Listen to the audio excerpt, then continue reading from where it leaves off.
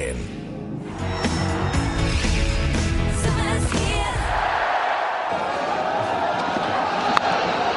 going to hit it there, it's fine. Just like I said, Ian. Waiting, and they were dragging the ball through mid-wicket. Now's the time to strike. If New Zealand can kick them down in the first 5 or 6 overs, it's potentially the time when you can score the most runs.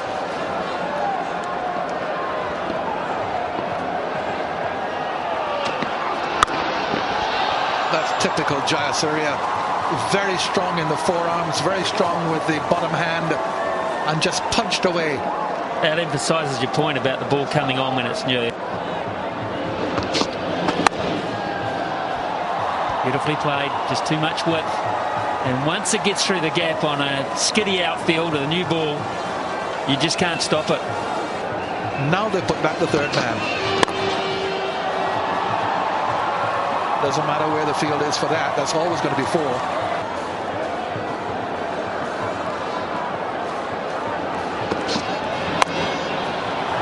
As was that.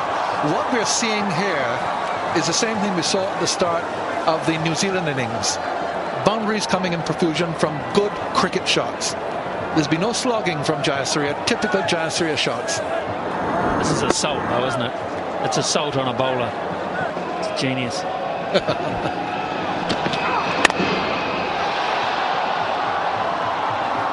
It's away from him. So the boundaries continue to flow from the Sri Lankan bats. Just uses the pace and just redirects it in a different direction. Now I believe is the easiest time to find the boundary. If you can get through these early overs.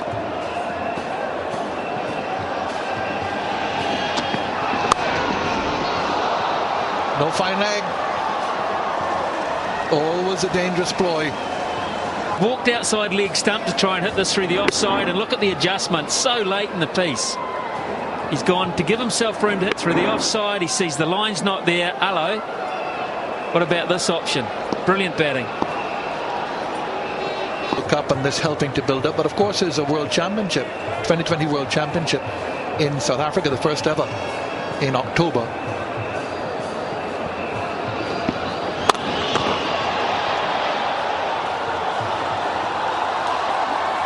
Very difficult.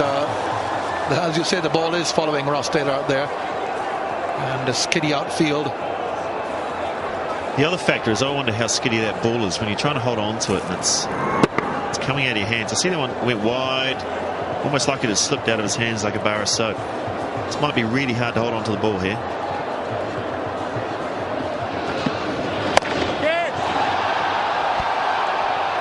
That's the first one into the seats for the Sri Lankans. We had quite a few from New Zealand. Brendan McCullum and Stephen Fleming kept scattering the spectators. Now Jayasuriya does the same thing.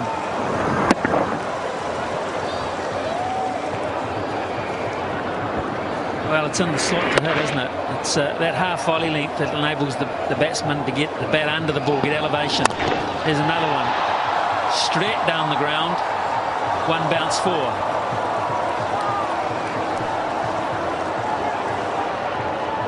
The look on Andre Adams' face is telling a story about the difficulty of holding that ball, I think. I think the story it's telling is I don't want to be out here.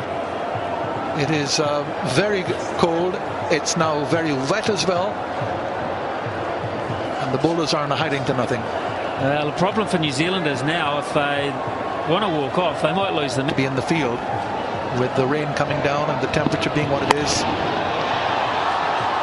Another boundary. Jayasuriya is on fire. It's all Jayasuriya here. And it's all about sanath Jayasuriya and hitting power with a new ball. If you had to pick someone who would score the fastest half century in 2020 cricket, you'd pick Simons, you'd pick Jayasuriya. Chris Gale perhaps might get in there. Gilchrist, yeah. Gilchrist. But Jayasuriya certainly would be in there. And some typical Jayasuriya shots here.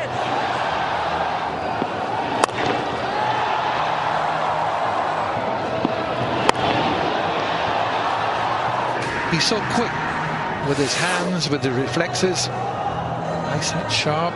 51, 23 deliveries. 10 fours and a 6, 46 runs in boundaries out of that 51. Rightio, how would you bowl Richard Petrie? How would you bowl to sanath jayasuriya? And don't say from the other end. There's only one length to bowl to a guy like that. Yorker length? It's the only ball. Yorker, maybe a slow ball. But you've only got 2 deliveries. You're going to bowl to this guy. Yorkers, slow balls, nothing else. Forget length, forget short. You got York. You know, it's a simple game. You got 2 balls. That's all you do.